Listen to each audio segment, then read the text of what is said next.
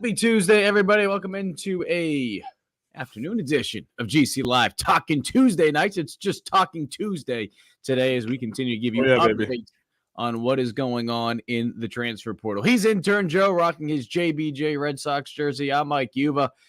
And folks, we appreciate everyone that has followed along on Gamecock Central going back to even last week. I mean, last week is really when the mayhem started to begin. But as we know, officially for FBS players, the transfer portal window opened up yesterday. Now, since then, we have seen a high number of players start to put their paperwork in.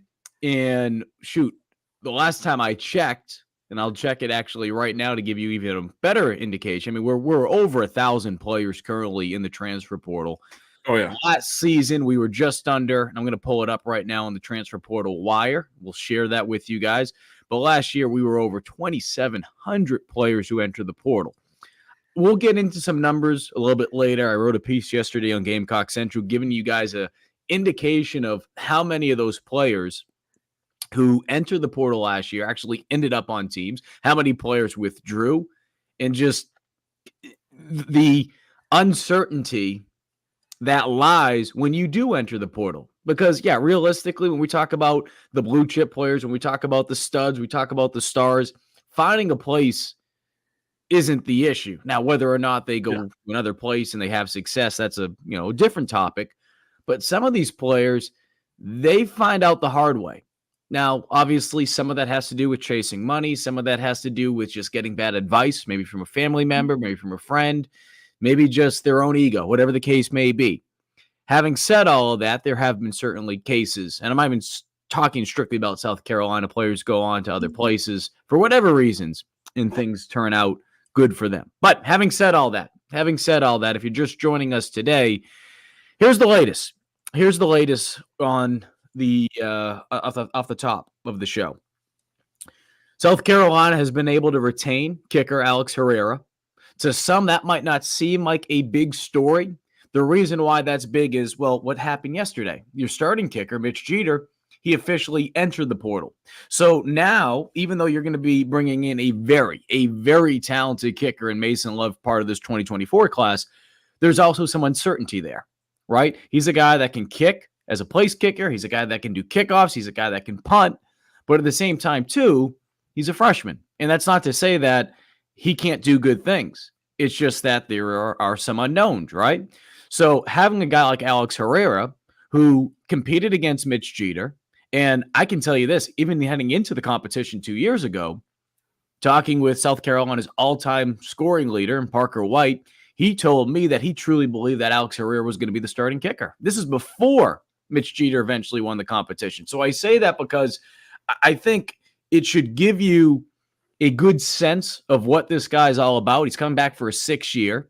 We're waiting on the official confirmation for him to make the announcement. But as I reported about, I'd say an hour ago on Gamecock Central, Herrera will be back, is my understanding. He'll be on scholarship, is another thing I was told. He's been on scholarship, but it gets funky once you get to that 5th year, 6th year, because you have to get re-upped, essentially. Let's just use that for a lack of a better phrase.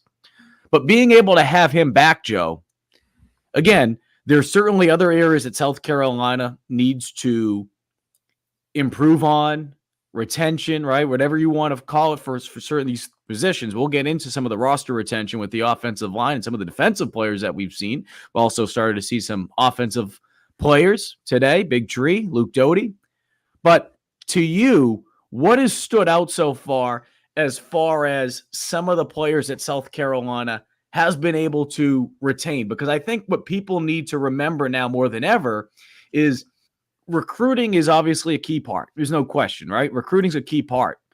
But when we talk about recruiting, it's not simply anymore being able to recruit the top talent from the high school ranks each year. It's not just being able to go out into the portal to bring in some talented players.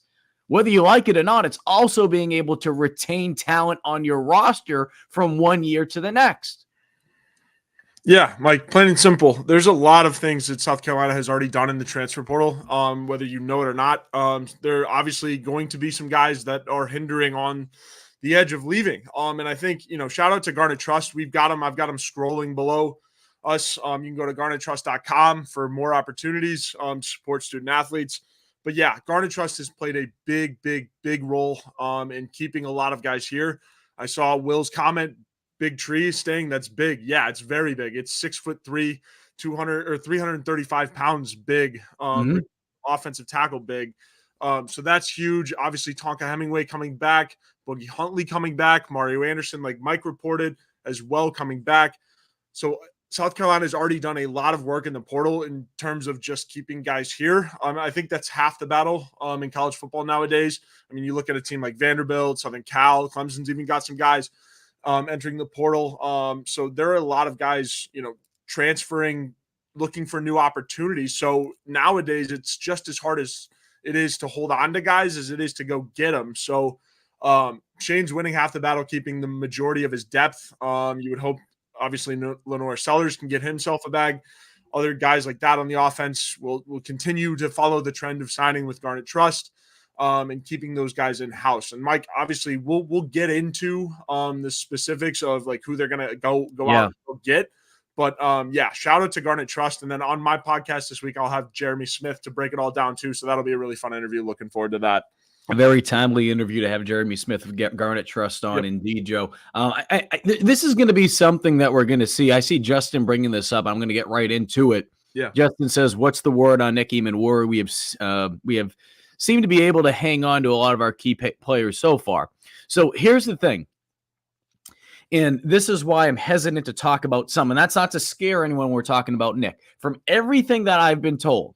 And if you guys are watching on Thursday's show, I'll do it again. I'm going to be active on my phone. The difference today, though, is I have intern Joe on with me. Yeah, so if I need someone to fill in some dead air time, if you will, as I look down, if we get updates. And it's not as crazy today in comparison to what it was last Thursday. We appreciate everyone that tuned in. I mean, those numbers last Thursday were insane. And hopefully we'll be able to get those numbers back up to that point today. But having said all that, the tricky part with some of this, and then I'll get into specifically what you're asking about, Nick.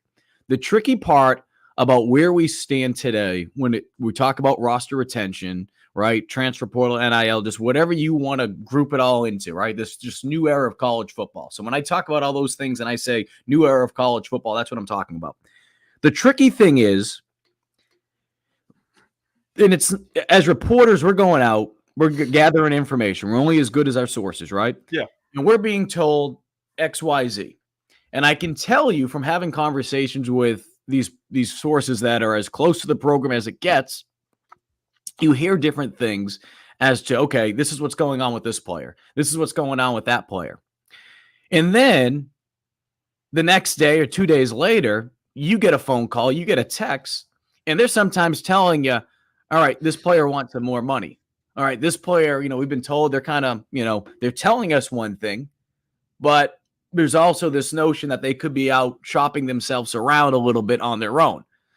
Again, tampering going on. People aren't naive, but it's not, as I said last week, it's not about proving whether or not tampering's taken place and needing that concrete evidence, because certainly that's what you need. But even if you have it, does the NCAA really care? So I share that with you because that's just the reality of where we are when we talk about this new era of college football. And it's not to say that people shouldn't care. People shouldn't get upset that some of this tampering is going on, because, again, it certainly is. But the challenging part is, right, again, when we talk about concrete evidence, a paper trail, a lot of these agreements, and when I talk about agreements, I'm not specifically talking about South Carolina. I'm talking big picture with college football. You can say college athletics as a whole with NIL and all that. A lot of these agreements are taking place verbally. I've heard stories of players who have committed to colleges. They've been given a car. They've been given some type of compensation. But yet there's no written contract. And the reason being is, well, little Johnny's still friggin' in high school, and you're not supposed to give him a car. You're not supposed to do this or that. So there's no paper trail. And then guess what happens? A month, 2 months later, Johnny's flipping. Johnny's going to another school, and you can't get that car back. Because what are you going to do? You're going to say, oh, crap, this guy, well, you did something illegal. So I bring this up because this stuff is taking place behind the scenes. Having said all that, it is my understanding that South Carolina is in a very, very good spot with Nick Eamon-Worry. Very good spot. Now, does he want more money? I'm sure some of these kids want more money. The part that's challenging, though, is I think the educational side for some of these kids and their families, it needs to improve for South Carolina. I think we can say that for a bunch of schools, but specifically talking about South Carolina, since, we cover the Gamecocks. You guys are Gamecock fans. You want to know what's going on with South Carolina. That needs to improve. And I think it will improve over time for a couple reasons. One, this is still so new to all of us, right? The coaches, the collectives, that over time it will become more of the norm that we are talking about, and people will have more of a grasp on it. Now, that doesn't mean that parents coming up, I'm making this up, their son's a freshman right now in high school, that they're not going to want money at some point when they come in, and if things were to stay the same way with the rules and regulations. But I bring that up, Joe, because I think with not knowing exactly how to handle certain situations and not being able to explain it probably as thoroughly at times, it's making things a little challenging for some of these players coming up. And I think the families and these players, they assume it's kind of like the NFL, right?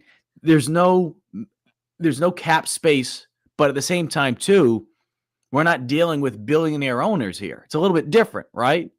In some ways, at times, we're talking about monopoly money. And I'm not saying that South Carolina doesn't have the money to throw money away like we're seeing at Texas A&M and some of these other schools that players are accusing collectives of not paying them because they essentially have monopoly money. But what I'm trying to get at is I think so many kids right now, they just assume, all right, this player's getting this much, that guy getting this much. And as I said on Gamecock Central last night in the Insiders Forum, it's really funny to see some of these numbers. I know some of the numbers that players are getting paid. I don't know all of them, and I have ballpark numbers on some, but it's really funny to see some of the numbers that get thrown around because they're not even anywhere freaking close. Anywhere close. Sometimes it's less than half of what some of the people are saying. So I bring that up, Joe, because I think that will improve over time.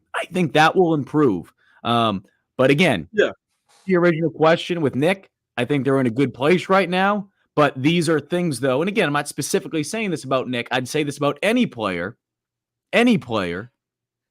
that you're being told one thing, does it truly mean that? Or are there other things going on behind the scenes that people don't know about? Mario Anderson, another player that I alluded to last night. That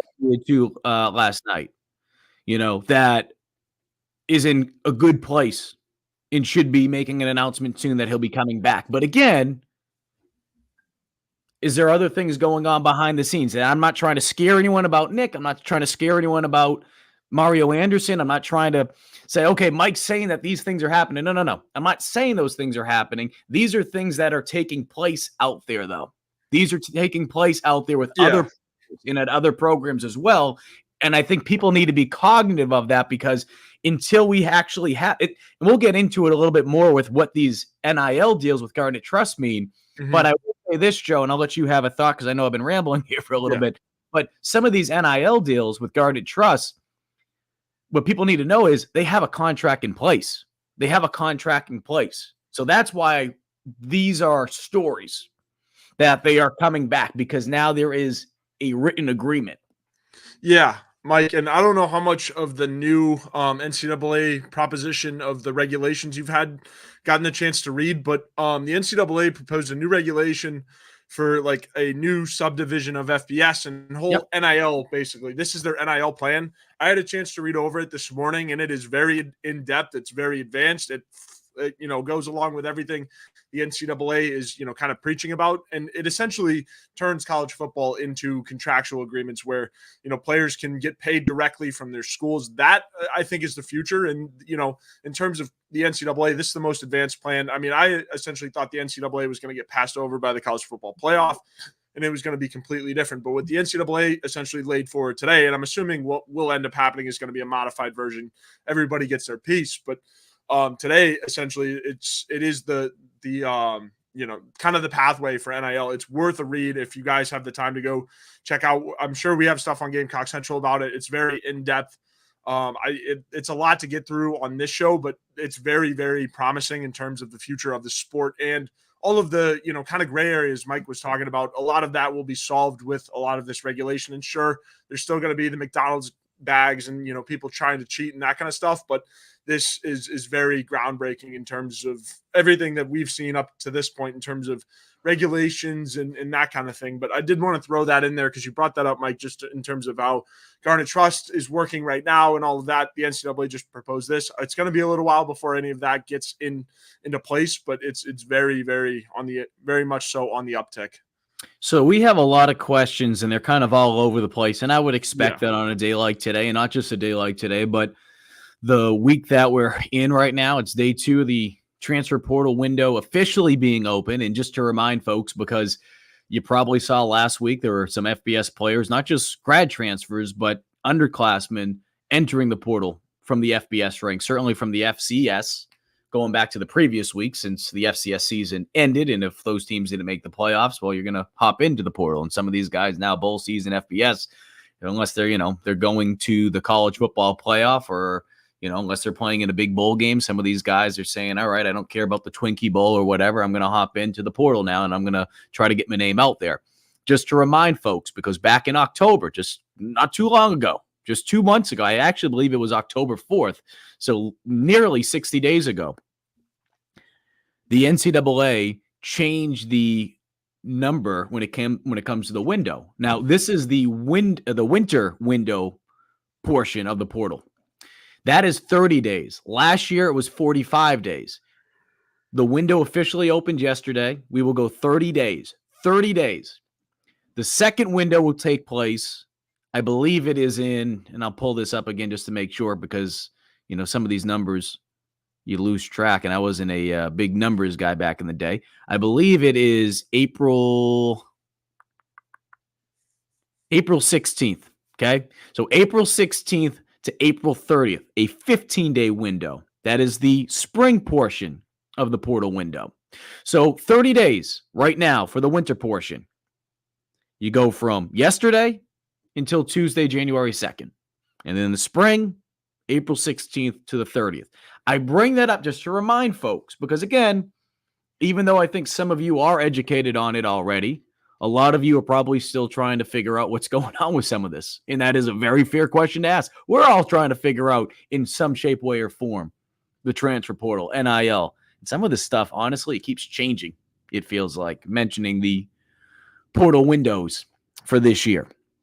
So what that means is you have to enter during that time period. That doesn't mean you have to declare what school you're going to, right?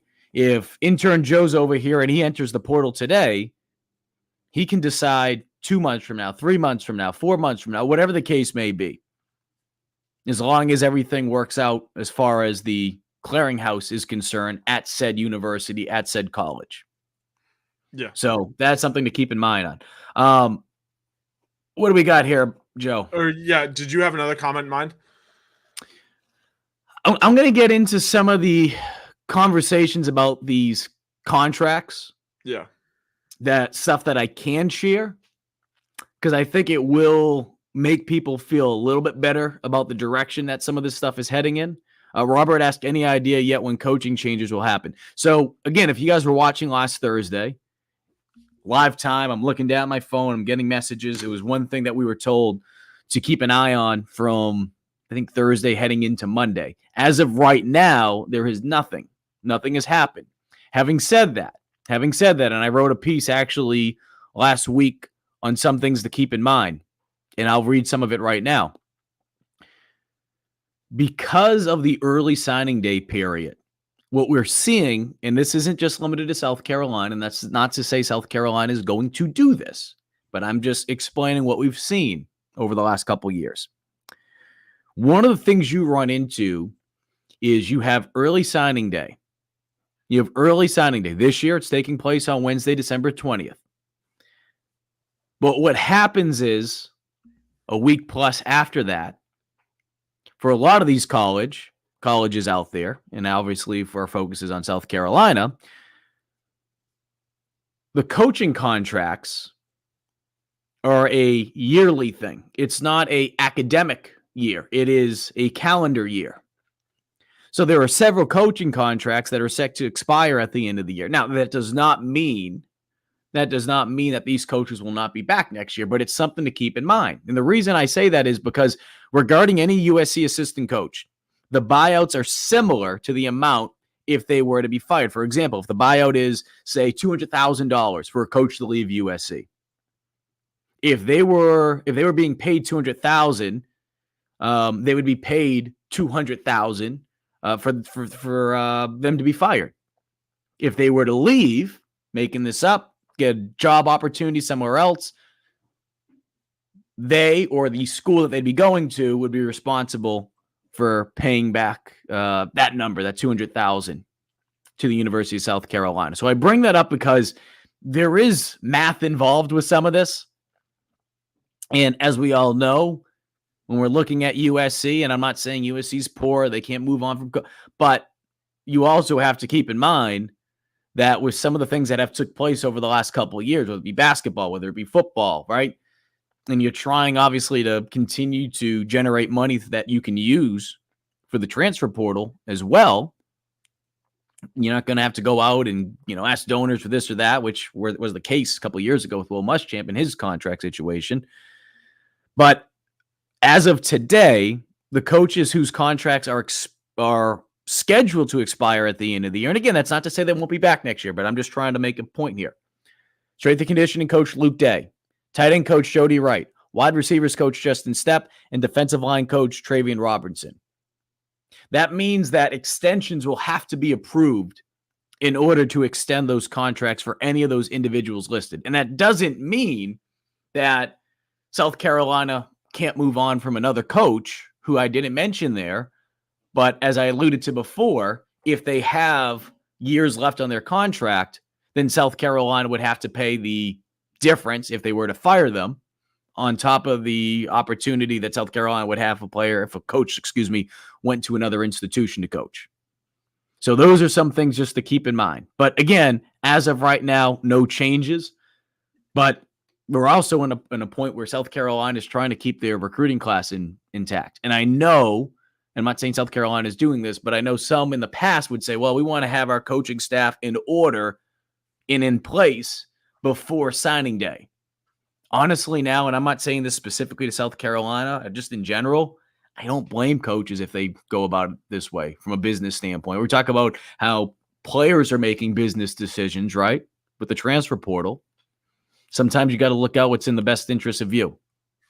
Yeah, Will says, Travian Robinson had a 1-year contract. Yeah, he had a 1-year contract. Yeah, absolutely.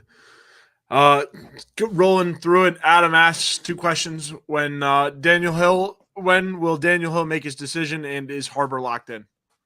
So it's my understanding that Hill is going to be making his decision in January.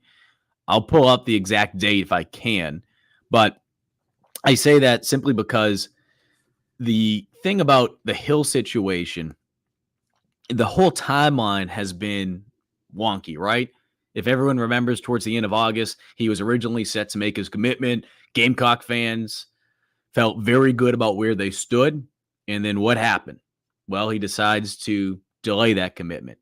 Doesn't make the commitment there. And I think Aaron, you're actually spot on talking about Daniel Hill, about the date. I'm going to go double check that, but Aaron, that sounds right to me. Point being is in early January. And I think January 6th actually sounds correct. So I say that because with Daniel delaying things, obviously Alabama became a school that got into the mix more and more. We know that his father, of course, very vocal that he'd like his son to go to school there or at least stay in the area. Tennessee is in the mix, right? I know Auburn has kind of, been there. But at the end of the day, it's going to come down between South Carolina and Alabama. Having said that, and as we've said on this program many, many times before, recruiting battle. It's a big boy recruiting battle, right? And the other thing too is I've really liked where South Carolina has stood, honestly, for the last 2 months. I mean, if you've been listening to Gamecock Central, you've been paying attention to these GC Live shows. Intern Joe and I, we've talked about it on these Tuesday shows going back for the last 2 months. Yep. That we have felt very good based on the information that we've been able to gather. Having said all that, 17, 18-year-old kids, even shoot all the way up to 21, 22, when you're talking about the transfer portal. Nothing's in stone until it's in writing, right? So certainly nothing is a done deal right now. I still love. Yeah, I'd say I still love where South Carolina is at right now with Daniel Hill. And, these next couple weeks being able to get in contact with him, I was told, I believe actually from talking to Chris and Wes, I'm going to make sure I give them credit, that I believe a visit to see Hill and his family is in the works. I don't know exactly when that is going to be done. If you want to follow Gamecock Central, if you're not a subscriber, this is the time. I mean, the number of subscribers that we've gained over the last week have been absolutely incredible. So we appreciate everybody. $1 to sign up for the first month. $1. If you're trying to find someone a Christmas present, Hanukkah, whatever, you're trying to get them a holiday present, this is a great one for Gamecock fans, because you don't just get football information, especially this time of the year. And really with the transfer portal, I think Chris or Wes said it best. Can't remember which one said it yesterday on GC Live. The old school signing days, right? The amount of attention that would be going into it. This is essentially the new wave of that. Yep. And that is turn. Again, I'm not saying that I love this new era of college football, but you embrace it. Yeah. And now what we've seen is the transfer portal following. I mean, it's took on another life of its own. We're talking about college football. So you got, roster retention, recruiting out of high school, recruiting out of the transfer portal, which players are entering the portal. If you're a football fan, and again, not saying that you love all this, but the fact that you're able to talk about football a little bit more, if you're understanding what I'm saying. Again, not saying that you love all this, but just the idea of talking about football year round, it's really become a thing with all of this. Yeah, certainly. And to summarize Michael's comment there, we appreciate the comment. It's just a little big, but to summarize that one, it was kind of what Mike was talking about. But basically, it is kind of a big question for football nowadays is how do you go about balancing a recruiting class full of transfers and guys out of the prospect pool, right? So like guys, true freshmen that you'd be bringing in versus veteran guys that you're going to get. It's really hard to do. And I think, you can't, it kind of depends year to year, right? Like some years you're not going to be as deep as you want to be. And so you're going to go out and go attack the positions where you're not as deep at and then see what you end up with. But other years you might have a deeper recruiting class. So it kind of just depends to me. How do you go about balancing it? Well, it kind of depends on how you're doing in recruiting up until that point. And then also kind of looking ahead too, because you kind of have to go into the portal, get some project guys too. Jerron Willis being one of those guys that I'm kind of circling on my radar, at least in terms of transfer portal guys that are, that have a lot of potential to learn and grow. So it's a really, really tough balance. I think Coach Beamer's done a pretty good job of it so far. And then sometimes you also in the portal, like you just miss. I think South Carolina could have gone and gotten an extra offensive lineman. Obviously, they didn't expect to have as many injuries, but one or two more could have helped. And I'm sure people inside certainly feel that way as well. I think the tough thing about the offensive line, and we kind of talked about this last week, Joe, because I know that we saw some people roll their eyes. They started friggin' aching about South Carolina, and I know there's another player that South Carolina is looking at from the Ivy League, but Ivy League players, Patriot League, FCS ranks, okay? When you look at it, and I'm specifically talking about the offensive line position. We could do this for other positions, but specifically talking about the offensive line. When people talk about, man, we need to go out there and get someone in the portal from an offensive line standpoint, the really good offensive linemen, when you're talking about really good, they're usually not the guys from the Power 5 ranks. And the reason I say that is there's usually a reason why these players are leaving other schools. Now, that's not to say an offensive lineman leaving one Power 5 school can't be good at another. But it's not like a wide receiver. It's not like a quarterback. Sure, certainly there'll be outliers.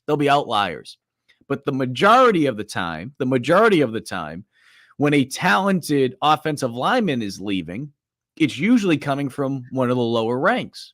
And the reason why that is the case is because they have demonstrated their worth at a lower level, and coaches at the higher ranks, Power 5 and some of these other programs, they look at and they say, or even it could be a lower FBS school, and they say, wow, that kid has exactly what we're looking for, and they bring them in. Now, does that guarantee that they're going to pan out to be a stud here? No. Does that mean that they will? And this isn't what just South Carolina is doing. Go out there and look across the board. You're seeing more and more FCS players get opportunities, especially the offensive linemen. So I bring that up because when you look at some of this, when we're looking at 1-year rentals or even perhaps 2 years, because they're coming up, the way a lot of these coaches are looking at it is, okay, we have a guy that's already proven that he can play college football. Yes, it's not maybe the same level of competition, but he has the size. He understands what playing college football is all about. And we're looking for someone to plug in right away, whether that be a starter or whether that be someone that could add some depth on our offensive line. And when you look at it, it's not always going to be, okay, we're going to be able to bring some guys in as freshmen and they're going to be able to play right away. That was the case this year, but that was also because South Carolina was so beat up on the offensive line. If I told you before the start of the season, would you love to see 2 starters on the offensive line that are true freshmen? I have a feeling a lot of people would say no. Now, that's not to say that Luedecke Babalade is not good, because he proved that he's good. That's not to say that Trevon Baugh is not good, but you get what my point is. The point being is, in the SEC, you're not going to win, as we saw. You're not going to win when your line is just so young. It's just not going to happen. So that's why for that position in particular, also tight end, you could also see other positions. I mean, linebacker, right? Keep going across the board. Running back even. And it wasn't just Mario Anderson. There was other programs in the SEC that had Division II running backs that were doing good things. These trends are happening throughout college football, and it's happening for a reason. But when we talk about, hey, we need this guy, we need that guy, don't be shocked. Don't be shocked to see lower level guys come up, because, as we mentioned before, sometimes coming out of high school, maybe they weren't as big. Maybe they needed to develop more into their body. Maybe grades were an issue. Maybe from a scholarship standpoint, the family needed more money. They weren't going to be able to go to a school and be a preferred walk-on or only get partial scholarship. Maybe they went to another school because of those reasons. Whatever the case may be, maybe there was a family member that was sick and they wanted to be closer to home for the first 2 years of college. I mean, these are things that happen year after. Well, why was this kid playing at this level? Mario Anderson, perfect example. I mean, here's a guy that has proven that he's capable of playing in the SEC, has proven. So, again, I bring these things up because it's something just to pay close attention to as we continue to go through portal season. And that's not to say South Carolina should just be focused on FCS players. That's not what my rant is about here. But it's just to go to show you the thought process for a lot of these coaches. And again, it's not just happening at South Carolina. It's happening across the board. There's been a lot of talented Ivy League players that have played in the NFL. There's been a lot of talented Ivy League players, and it's not just Ivy League players, FCS players, Division II players that have had success at Power 5 schools, have had success at the SEC ranks, have had success here at the University of South Carolina. So I think that's something that, again, we'll continue to see. And don't roll your eyes when you see some of this. Don't roll your eyes, because it's happening at other schools. And if any school has proven it over the last couple of years that they're pretty freaking good at identifying some of that talent, yeah, they'll miss. They'll miss at times. No one bats 1,000. Shane Beamer and his staff has done a pretty good job with it, but they certainly need to continue to attack the portal. And I think there were some blind spots that after week 1, they realized, oh, shoot, we need to be able to get more depth here. We need to get more talent here. And I think that will be something that, as we begin this offseason, that they have kept in the back of their mind and they will continue to attack because they need to. Yeah, it continues to evolve, Mike, like we've been talking about. I mean, it's talking season for football, and whenever it's talking season, deals are made and structures put in place. So I mean, it's always evolving. I mean, could be something else next week, next month, whatever. So I think Shane Beamer, I brought this up in my podcast too, and everything. I mean, we've been talking about it for weeks. Like, this staff is learning as we are, kind of. You know, I mean, every year is a different rep. Every offseason is a different rep, but every year it also changes. So they're learning, I mean, trying to navigate this portal era as well as anybody else is. Sure, the schools, you know, that have a lot of money are going to navigate it a little bit easier, but I mean, it's just as hard for everybody else. So, you know, I think this coaching staff is learning how to navigate this and balance out the recruiting classes like we've talked about. So, so far so good for Shane Beamer and his staff. And I think, you know, expect to see a couple welcome homes here, you know, within the next week or month or so. I agree with that. No question about it. Talking about, I want to go back to the Fuller situation, right? Again, South Carolina, they need to be able to bring some talent into that running back room. Okay. And the reason I say that, even if they're able to get a guy like Daniel Hill, right? You want to continue to have guys that are ready to go in that room, because as South Carolina found out the hard way to begin the season, they were a little bit off. Now, for one reason or another, right? Now, Lavassier Carroll having an injury that prevented him from playing football, having to retire from football, going back to last spring. There's certain things that you can't control. But now, again, talking about certain positions, whether it be the offensive line, whether it be even maybe some positions defensively too, there were things that South Carolina, from a blind spot standpoint, I truly, truly believe that they felt like they were going to be okay at. Now, I also think there were some areas they knew heading into the season, even heading into last year's transfer portal, that they looked at saying, okay, this might be an issue, but we might be able to make the most out of it. Injuries, of course, you can't predict those. But when you have injuries pile up at certain positions, whether it be on the offensive line, whether it be at linebacker, whether it be even in the running back room towards the end of the season, you can't predict those things. And you can't do anything when those things actually happen, right? This isn't the NFL. You can't just go out and sign someone in off the street. You can't just go down. I think Beamer said it a couple of years ago. Can't just go down to 5 points and sign a quarterback, right? Hey, who played high school football here? Hey, who played at Dreher High or whatever the case may be? Can't do that. So you need to be able to be more proactive now. And obviously you can't predict certain things, but that's why when we talk about the quarterback room, we saw the news today about Luke Doty being back for another year. Whether Doty is in the quarterback room, whether Doty's in the wide receiver room, whether Doty's doing kind of what he did last year and he's having a hand in both. Even if he does that, your quarterback room right now is very, very inexperienced. You might have the next great thing with Lenore Sellers, but even if he is the next best thing for you, you have Dante Reno, who's arriving in January. He hasn't even stepped foot on campus. Lenore Sellers hasn't took, I don't want to say a meaningful snap because he was in a Wildcat package towards the end of the season, but you know what I mean. He hasn't started a game yet. He's done some good things. Luke Doty, he's the only one that has started games in that room, but he hasn't started a game at quarterback since 2021.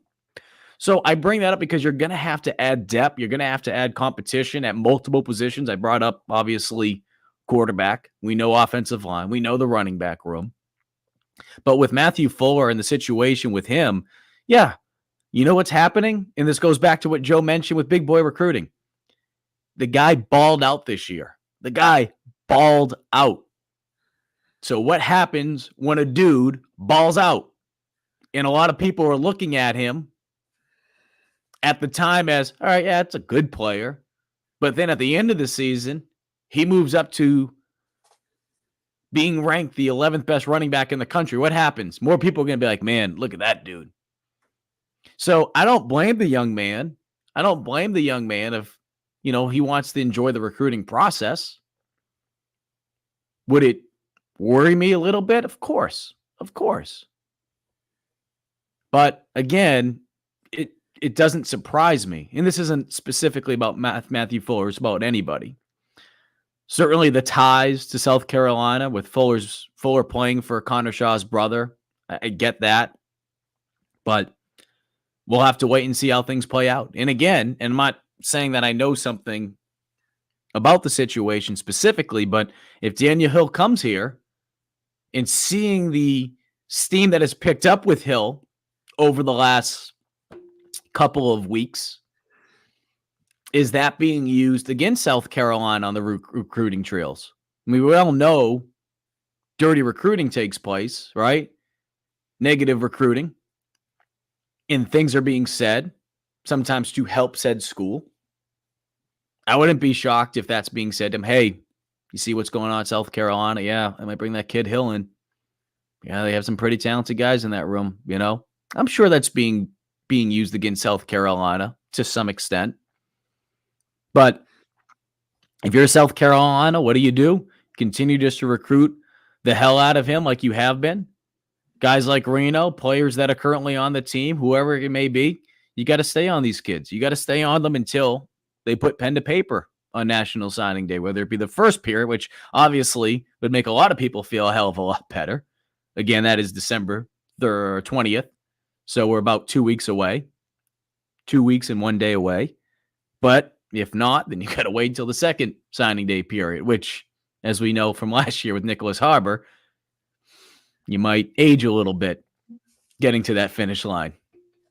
Yeah, Mike, we got two questions and then I guess like a comment left in the comments. So we appreciate you guys commenting as always. Helps us, gives us, what to talk about, because know what you guys want to hear us talk about. So that's big. But Big Red asks, would restructuring the NIL process prevent many of the guys leaving for the portal? And then Kagi Josh also asks, what's up with the NCAA president proposal that would have major schools $3,000 a year, like we talked about, under their own subdivision? Would we fit in there to retain depth? So I guess I can take a swing at it first, Mike, if you don't mind. Yeah, go after that first one. Yeah, absolutely. So Big Red, to Big Red's question, yes, absolutely. I think the way that, currently from what I've seen, the NCAA, from what I've seen from the plan the NCAA has set out, is probably the best way to go about it. It's the most deep plan we've seen in terms of like NIL, because right now it's kind of been the wild west. Everyone's just kind of making their own rules and regulations, and it's also not attached to the team as well, or the school at least. It's all externally funded. We love our friends at Garnet Trust, and we know that they'll continue to evolve with the rules and regulations and stuff like that, continuing to help the university connect student athletes as well. So I think restructuring the NIL process, it's going to happen regardless. But I trust like Garnet Trust and Ray Tanner and South Carolina Athletics. There's so many people in the office to name that are helping out with this whole NIL situation. But yes, I do think restructuring the process would help with that. If it's just cleaner and just, it's instead of having it left up to guys at the end of the season, it's like, all right, here's what I want. This is what I want, or I'm leaving. I think throughout the year, you kind of see, what you're going to get. And it would lead of a less of a mass exodus, if you will, Mike. Here's the tricky part. And we've talked about this before in the past. And this is what makes trying to, we can call it restructure. We can call it putting different parameters in place with NIL legislation. You're not going to be able to get a unified NIL law passed across the country. It's just not going to happen. It's just not going to happen. That's just the reality of it. So if you can't do that, what can you do if you're the NCAA? What can you do? If you can't control things because there's things just above you, right? From a legal standpoint, from state to state, what can you do? To me, the first thing you do is you control some of the things that you can control, which is you put back in place. And I would feel bad for some of the kids, but not all. What I would do is you go back to having to sit out a year if you transfer. Now, if you're a grad student, if your coach gets fired or if your coach leaves, just like it was before, then you won't get penalized if you leave. If you're a sophomore and your coach gets fired and you want to go leave to another school, have at it. But I feel like if you do that, you're able to get some type of control back. You're able to get some type of control back because I don't really think the issue is as much about NIL as I think some people think it is. I think what the issue is it's NIL combined with the ability to enter the transfer portal at any given time. Now, the way the rules are, just to remind folks, if you enter the transfer portal once, you're not able to enter it again unless you're a grad student or, like I talked about, with some of the circumstances. You're going to have to sit out. Certainly, there are waivers and all that other stuff that can get approved. But there is some type of parameters in place. The problem is it really hasn't made any type of impact because what's happening is we're still in this era where there's still some players who, because of that COVID season in 2020, I mean, I mentioned Alex Herrera, I mentioned Luedecke. You have guys that are heading into their 6th season. There are guys that will still be able to play a 7th season if they want, simply because of the COVID year, red shirt, maybe they got hurt in between there. So I think more than anything, Joe, what needs to happen is the NCAA needs to get off their freaking hands. We talked about the whole, the 30,000, like that's great. That sounds great. Yeah. Why don't you address what the real problem is? The real problem is it's not just an NIL problem. It's an NIL combined with the transfer portal problem. Oh, yeah. Absolutely. Tampering, free agency. Does that mean it goes away completely? No, it doesn't go away completely. Like, I think you're hitting the nail on the head there. The thing that's missing, and I don't know, I might have missed it, but in that NCAA proposal, it says nothing about the portal. No. So I think they think by tuning up the NIL, maybe it helps the portal. I think you need to put regulations, like Mike's saying. I think you're onto something there. You need to put regulations in for the portal specifically. Because if the portal, put it this way, if NIL didn't exist, let's say NIL didn't exist. Let's say this is 5 years ago, right? NIL doesn't exist. and everything's really happening in the back door because we're not naive to that. But legal NIL doesn't exist. If legal NIL doesn't exist and you still have the transfer portal, will players enter the portal? Of course. But it would limit that. It would limit it. You wouldn't see over 1,000 players as I currently look at the updated portal wire on GamecockCentral or on 3. You wouldn't have 2,735. Because look at this. What does this tell you? Okay. We're over 1,000 players already in the transfer portal. 1,000 players are already in the transfer portal. Last year, over 2,700. Year prior, 2,300. And then let's go back to 2021, just under 800. You see the big difference? You see the jump in what has took place over the last couple of years during that time period. NIL. NIL's been going on. NIL is really so again, when you combined NIL and the transfer portal, that's the real problem. It's not just an NIL problem. It's not just an NIL issue. I do want to bring this up because I really haven't talked about it on here because I've seen a lot of people talk about the Juice Wells situation, and I really don't want to spend a lot of time on it simply because at the end of the day, he's not here anymore. He's not here anymore. But what I will say is,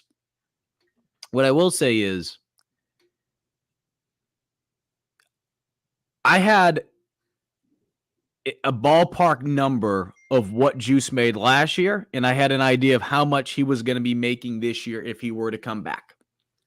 Having said all of that, I find it very hard to believe that another school would have been able to match that. Okay?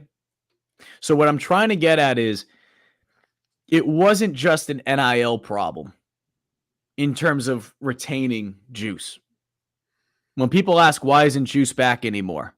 Yep. It wasn't just about the money. Now, I'm making this up. If they were, if that number was a fourth of what, 1/4 of what they were going to offer, like, that's a little different. But what I'm trying to get at is it wasn't an issue with the money from what I was told.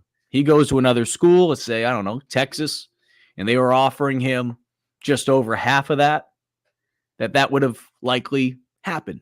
And that could happen still. It was a combination of that as well as how things ended here. Now, and as I've said this before, and I want to make sure that I'm saying it the exact same way that I said the other day. The situation with Juice here was this. Guy got hurt before the season started. Guy came back. He wanted nothing more than to help his team. Comes out there sooner than he should have. Got hurt again in the Georgia game. Does everything he can to get back out on the field. But towards the end of the season, medically clear to go, and he doesn't come back out there. Doesn't come back out there. At that point, and there's other layers to it, certain people in his camp were telling him, advising him not to come back, to sit out, to take your time.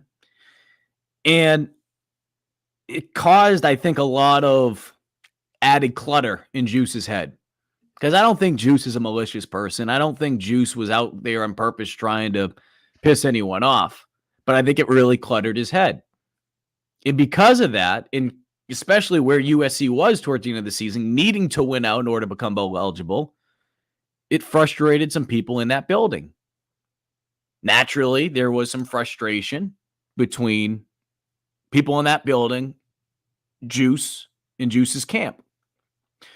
So that takes place, and now you get into the offseason. Juice doesn't play during the Clemson game. Never mind anything that he posted on Twitter X, okay? But the fact that that happened, there were certainly going to be hurdles that needed to be overcome in order to repair that relationship. And I think more than anything, Juice needed to swallow his pride a little bit in order for that to happen. Now, I was told there was some progress being made with repairing that relationship. Those relationships, there were some that were repaired, but ultimately there were things that Juice needed to basically say, get the people out of his ear and say, hey, listen, I'm just going to do my thing. And that didn't happen, unfortunately. So again, I share that to say that it wasn't just about the money with Juice. I know that it probably doesn't make some people feel better about the fact that some of them, they donated to collectives and Juice was able to get money for it. Yeah, so absolutely. And I mean, Lynn makes a good point here too. My problem with Juice was that he should have had to pay back some of the money last year when he chose not to play. I'm hearing this all over Twitter. I get it. I hear it. And like the only thing I have to say from my standpoint is, I guess it's an unfortunate casualty of all of this, right?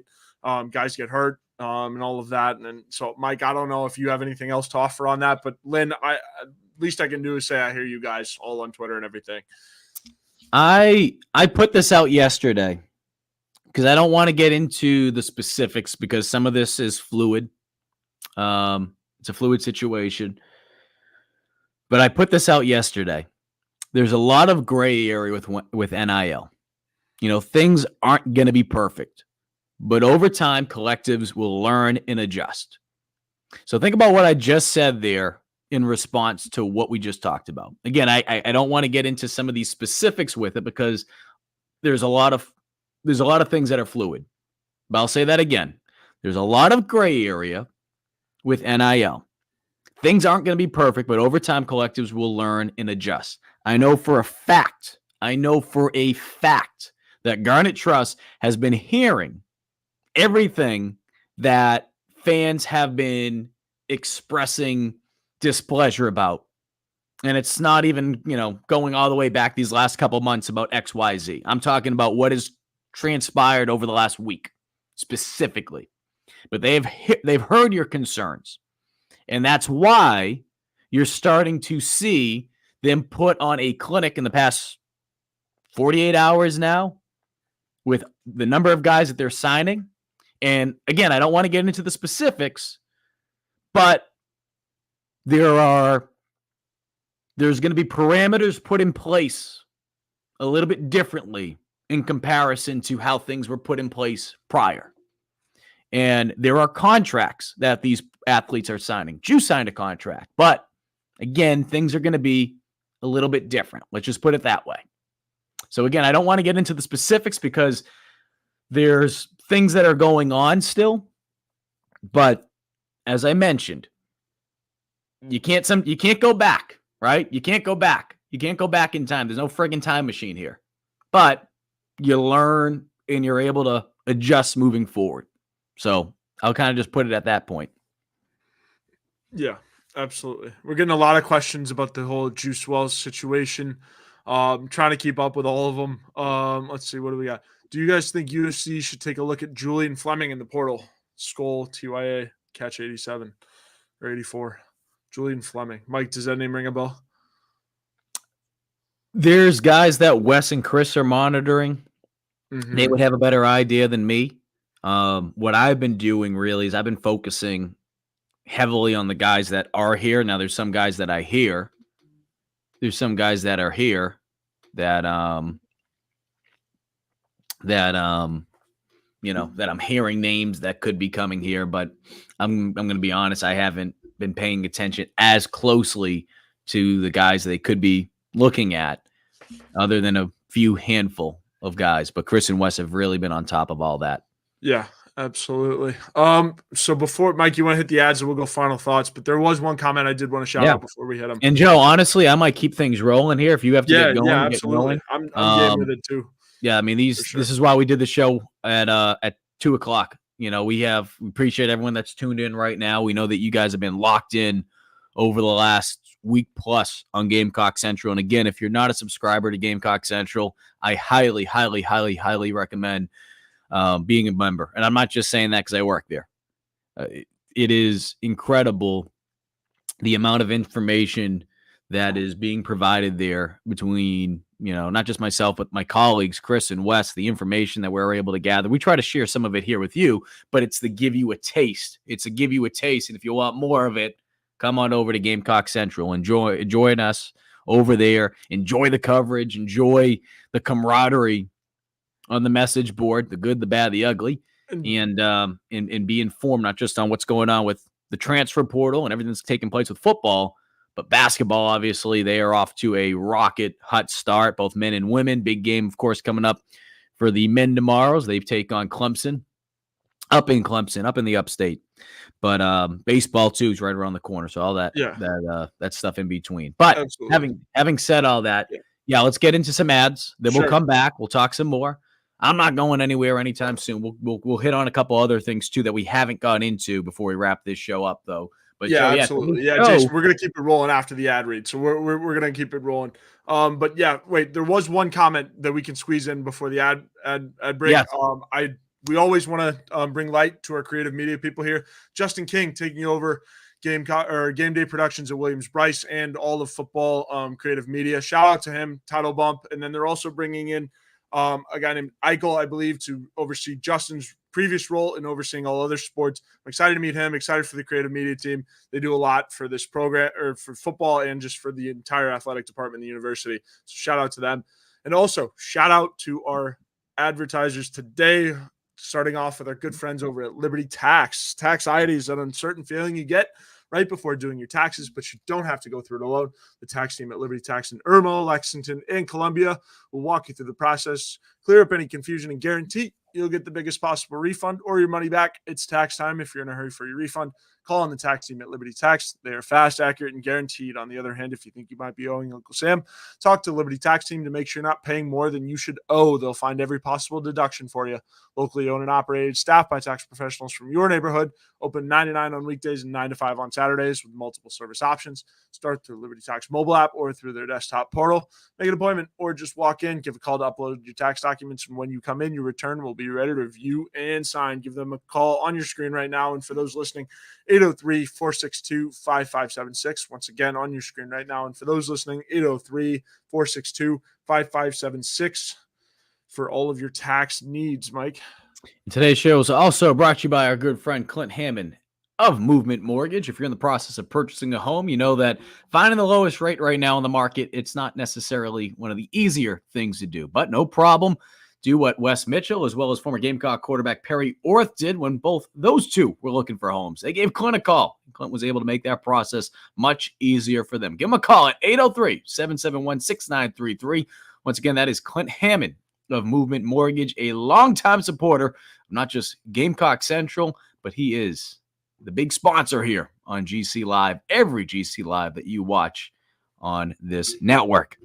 All right, keeping things moving along, I want to just do a quick update to remind folks on some of the players who South Carolina has been able to retain. We'll get back into some of the specific questions that you guys have, but I think it's important too to talk about the retention part, because the retention is big. Having said all that, from a numbers standpoint, from a portal standpoint, last Thursday, we told you that you could expect about 15 players to enter the portal. That was the number that I was given. Now, I'm not saying that it has to be 15 on the dot. Could be a little bit over, could be a little bit under, but you get the point. Around 15. As of today, we're at 15. As of today, we're at 15 Gamecocks who have entered the portal.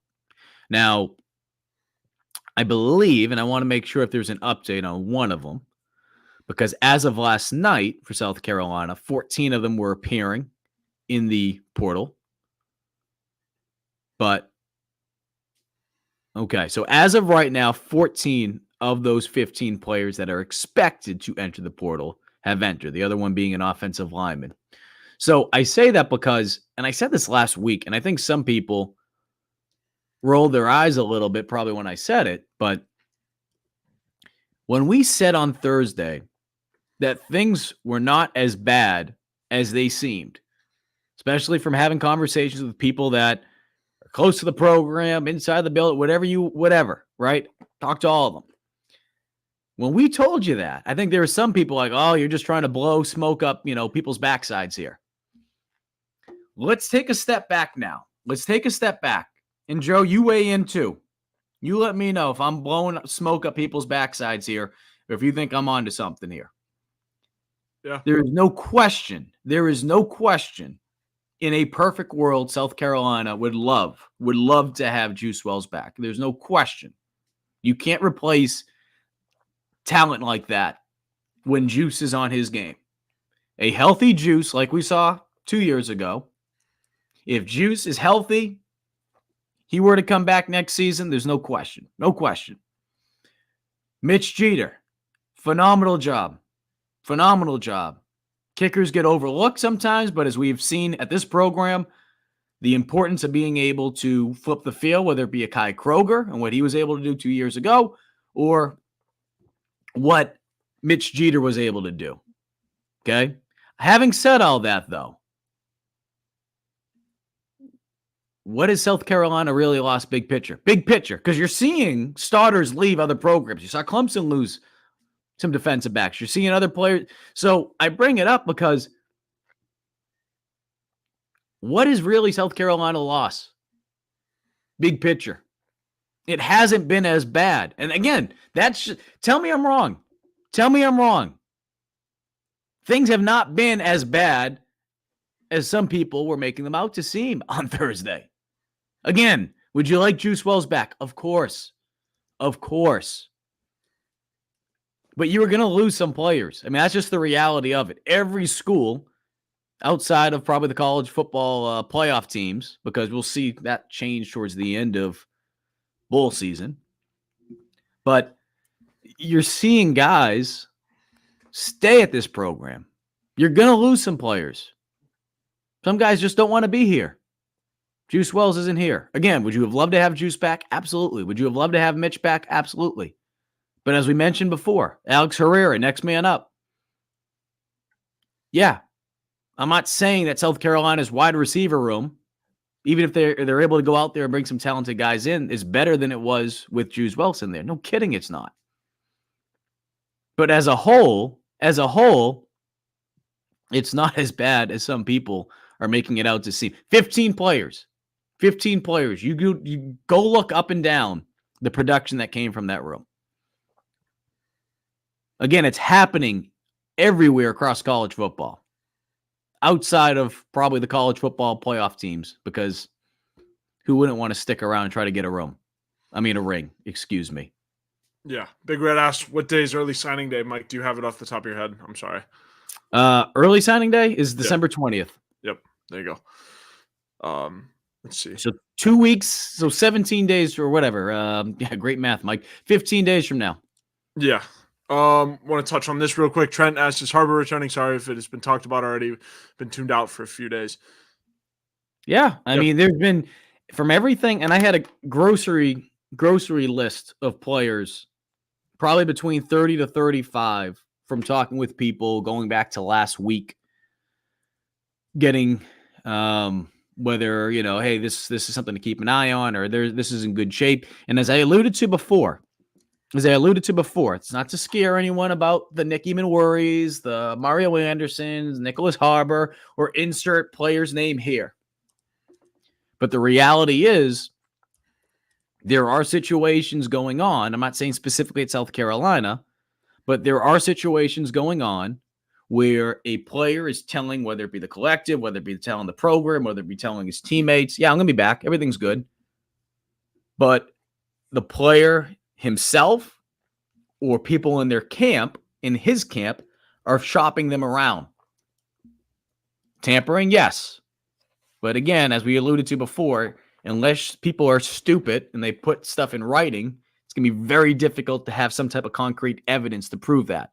And not just to be able to prove it, but to have the NCAA care. So I say these things because when I tell you that Mario Anderson, Nick Eamon, Nicholas Harbor, that things are going well right now and everything should be good based on what I've been told, these are things that I'm still thinking in the back of my mind. Not to scare you, not to say that these things are going on with these three players or with one of these three, but I've been hearing stories at other schools. I've also been hearing stories that it's gone on in the past here at South Carolina. So just so that you're not naive, we're not naive to the situation. It's just something to keep in mind. But with not just Harbor, or I mentioned some of these players, Joe, I want to throw this out there. We're going to see a lot of these players, the Garnet Trust, start to pop up, right? Like people are thinking, I think some are assuming like, okay, are we going to have like 100 of these? No. The way that I would call it is it's the star treatment, right? It's the star treatment. You're getting players locked in to do NIL work with said collective. And this collective, of course, is Garnet Trust. What does that usually entail? Based on past contracts, typically what that entails are doing a couple interviews for Garnet Trust. I think there was actually an interview today with Sellers. Lenore Sellers was on 107.5 The Game during the Garnet Trust Hour. You have that. Maybe you sign a couple pictures, some gear, whatever, do a couple appearances during the year. That's typically what those deals entail. Yeah. So does that mean if a player does not sign with Garnet Trust, they're not going to be back here next year? No. And that doesn't mean if we haven't seen a player sign with Garnet Trust, that doesn't mean things aren't done. Think about how much work has been done so far by Garnet Trust over the last 2 days. Right? I mean, it's not like they have a group of 50 people working every negotiation, at every given hour. So you're going to have to go down the list. Like it's going to take some time. And that's not to say that some of these conversations weren't taking place last week, because some of them were. But we'll keep seeing more. We'll keep seeing some more players come out. But that's not to scare you if you're like, hey, why is this player not getting that? Doesn't mean they're not getting some type of NIL opportunity through Garnet Trust or the other collectives out there, whether that be Carolina Rise, whether that be Park Ave. It just means that the collective has signed that individual, that both parties have agreed to it too. That's something that other people need to keep in mind. And the last thing I'll say, Joe, and then if you want to share any thoughts or, comment on this question that Will has, the other thing too is I think some people would be surprised on what some of these players are making as far as it not being as crazy as some people think it is, and how some players too have been asked, do you want to do some type of NIL deal? And these players are saying, nope, I'm good. I just want to play football. I think some people would be surprised based on the conversations I've had. So that doesn't mean, and I'll use Garnet Trust for example, that doesn't mean Garnet Trust will just be like, you don't want anything? Like, all right, okay, we'll use this money elsewhere. They want to look out for them. They want to take care of them, But some of these players are just like, nope, I just want to focus on ball. That was the case with some players last year. That was a focus for some of those guys. Like, I just want to focus on ball. And now this offseason, some of these collectives are like, hey, look, I know last year you said you didn't want anything, but this year we got you if you want us to take care of you, We got you. And some of them are like, all right, And there's been other cases where players last year, I know, they were like, you know what? I don't deserve it yet. I need to go out there and prove myself. And they did. And now this year, they're like, yeah, I'll take something. So just to let you know how some of this stuff works, it's not just, all right, we got to pay everyone on the roster the same amount of money, because certainly that's not the case. Yeah, absolutely. Shout out to Jay Diz and Will for bringing this up, but Bam Martin Scott also signs with Garnet Trust. Another huge one. Martin Scott is likely to be your starter somewhere at linebacker, along with Stone Blanton and Pup Howard. Those guys do really, really, really well in there in the middle for Clayton White and his guys. So very big to get Bam Martin Scott, another Indiana kid as well, Fort Wayne boy. So shout out to him. Went to, I think, Snyder or something like that. But something about those Indiana kids, Mike, something about them. But shout out to Ben Martin Scott for also getting a deal with Garnet Trust. And then also, obviously, that confirms he will be back next year. Yeah, another player that was very dominant, especially towards the end of the season. I mean, he earned more and more opportunity towards the end of the season. But what we saw from him, several of those defensive players down the stretch, I think about those last 3 games of the season, he's another player, when we talk about being able to retain key defensive players, he's certainly one of them. And look, let's call it for what it is, right? This is a 5-7 team. 5-7 team. Okay? And I think some people are like, oh, great, they're bringing all these people back. Oh, it's still 5-7. Yeah, that is true. That is true. But at the same time, too, there are certain players that we saw, especially down the stretch, they weren't the problem. They weren't the issue. If anything, they were the ones that allowed you to still be in some of these games. So to be able to retain some of the defensive players that we've talked about, and again, if you're just joining us, that does not mean that every friggin' player is going to have one of these, sign deals, okay? There'll be some players back here, even some key players that'll be back that won't. But, again, just keep that stuff in mind. I do want to go back to this, though. Where is this? Phil asks, is there really any advantage or disadvantage to both Garnet Trust and Carolina Rise existing? I'll put it this way, because obviously we do more, we have a closer relationship with Garnet Trust than Carolina Rise. I think both, and obviously Carolina Rise is also working with Park Ave. I think both groups, their focus is being able to generate money for these student athletes. So as far as that goes, no, I don't think that there's anything negative that you can say about that. I think the only disadvantage is that it creates some confusion amongst the fan base, because now they wonder, okay, where should I give my money? Should I give this? Should I give that? Again, it's all going back to the same place. Now, having said that, currently with Garnet Trust, if you donate money, that's going to be matched going into signing day. There's going to be a $1 million match. And I believe, as of last night, the Garnet Trust is over the fourth the way there. They're over $250,000 that they've been able to generate during this campaign. So I bring that up simply because I think it muddies the waters just a little bit, because obviously if you just have one, and I think at some point you'll see a merger with the two. That would be just my guess. But JC Sherbert and everyone that's working over with Carolina Rise, they're working their tails off for the same mission. So, whether you support Garnet Trust, whether you support Carolina Rise, it makes really no difference because it's all going back to the student athlete. But again, at least for the time period between, now, but it took place over the last couple of days, between now and December 20th, if you donate to Garnet Trust, that's going to be matched. So if you donate $50, that's going to be matched. If you donate $1,000, that's going to be matched up to, it's going to be $2,000 because they're going to have that $1 million match. And as we're seeing right now, roster retention is playing a big part this offseason for the Gamecocks, and Garnet Trust is certainly doing a lot of good things with it. And that's not to say Garnet Trust, that's not to say Carolina Rise isn't, or they're not going to, but certainly, from a budget standpoint, Garnet Trust has a little bit more. I say a little bit. They have more, but Carolina Rise is still doing good things. So that's what I would say about that. Yeah, absolutely. I think that's a lot of good talk. And again, I will have Garnet Trust Director Jeremy Smith on my podcast this upcoming Sunday.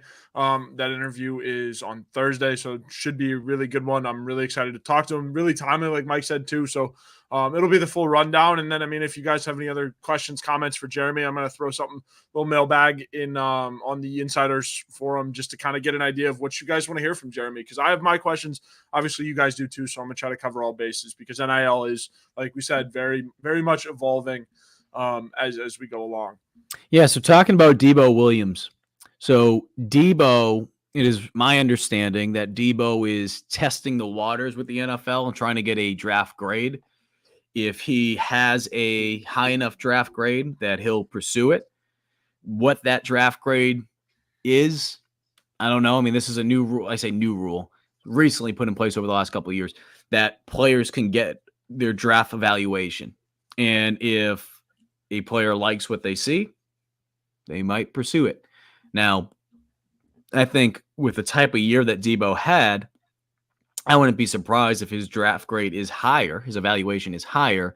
I still think it would be more beneficial for him to come back, because if he has that type of production again this season, or he's even just able to replicate it to even a smaller scale, if he's able to do that, man, I think that we could see Debo being one of the higher linebackers drafted in next year's draft. But, again. Or go ahead. Well, again, we'll wait and see how things play out with it, but that is kind of what's going on right now. Yeah. I was going to say Debo's going to have success in the NFL wherever he goes. I think I mentioned it on my show or maybe one of these. But my NFL comp for Debo is Ernest Jones, another South Carolina guy, really high motor, doesn't really stop. And Ernest Jones is having himself kind of a career with the St. Louis. Tell how tired I am, Mike, with all this portal nonsense and all this. The LA Rams, I believe, Ernest Jones is making a name for himself. So watch out for Debo. Regardless if he enters the draft this year or next year, I think he's going to be a heck of a player. He's got to find his way to the top of somebody's lineup and make somebody really happy because he tackles well and he does not stop. He doesn't really stop going. Yeah, it's funny. You mentioned Ernest Jones. He's been an absolute freak in the NFL. He had 15 tackles this past weekend for the Rams, 6 solo.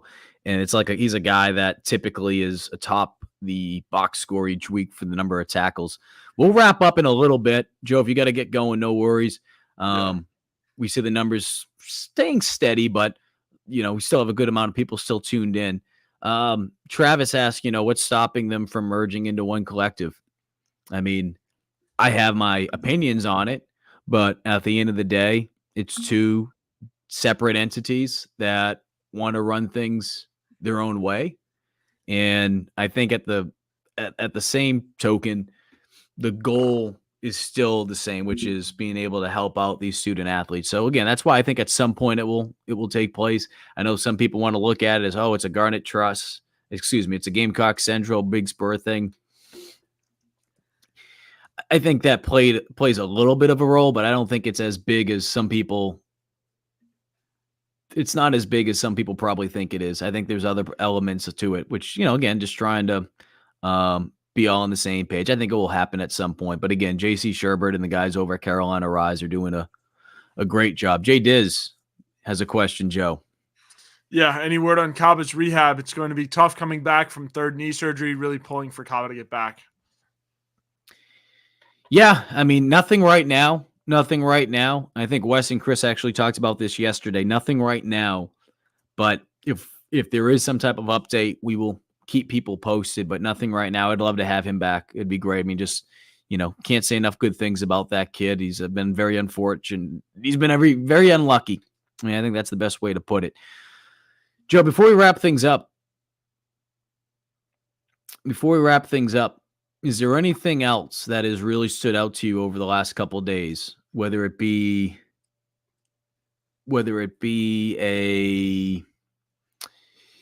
some of the things that South Carolina are doing right now in the NIL space, Garnet Trust with the signings, transfer portal, areas where you hope South Carolina will be able to improve through the portal this next week or so, or I don't know, a player that we are hoping to hear good news from in the near future? Any of those things kind of stand out to you? No, none in particular. I think we covered it. Obviously, the NCAA news as that evolves. I think that's really exciting, something to certainly watch. Because like I brought up earlier in the show, it's really, really interesting because we haven't seen anything to this magnitude from the NCAA yet. I had initially assumed that the NCAA was kind of going to fade off into oblivion and let the college football playoff be its own thing, but the NCAA is stepping up. So watch that situation. And then obviously, really excited for Garnet Trust, everything that they've been able to do supporting student athletes. Super excited for this interview. Like I said, with, Jeremy Smith, Garnet Trust is going to be a good one. And then I'm hoping to have a little sneak peek of my interview with Gamecock quarterback Dante Reno, 2024 QB in the class. I'm hoping to have him on as well. So yeah, should be a really good episode of the walkthrough this week. Got a lot of good stuff for talking season. Like I said, it's going to be a big one for the show. So a lot of good stuff ahead for my show. And then obviously this show too. Mike and I are going to keep rolling as long as we can, bring you guys everything you need to know. But no, Mike, I mean, Garnet Trust has been doing a really, really, really good job at locking a lot of the good guys down. Yeah. And again, guys, head on over to Gamecock Central. We'll have a full list of the guys who South Carolina has been able to retain, but you're also able to get updated as far on the players who left, some of their production, or I don't want to say lack thereof. I mean, there's some guys that just didn't have an opportunity here, right? Numbers game, certain positions. You're only going to be able to play X amount of guys at a certain position, and some guys want opportunities elsewhere for whatever reason. It might not have been necessarily a player who was buried on the depth chart or, depending on where they were in the depth chart, weren't seeing the same opportunity. There were some guys that just want to change of scenery. It happens. I think my final thought before we wrap things up here today, I think it's going to be what South Carolina is able to do. I'm just going to pull this up because Darian bring this up. Darian says, what happened with Tree? I kept hearing he was leaving, but I saw he's coming back. Yeah. And Darian, I'm not saying this specifically at you, but this is why I told people last week.